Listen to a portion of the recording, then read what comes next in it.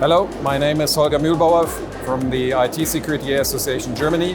I'm the Managing Director. We are located in Berlin, and we are here with the German Pavilion, which you can see in the background, together with 14 German IT security technology companies. We consider Dubai as one of the most important places for having such exhibitions and conferences.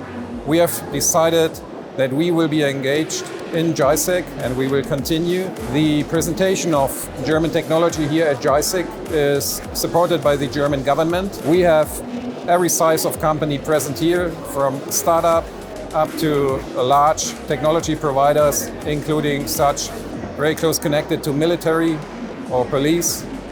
And we think the cooperation with the GISEC team is excellent.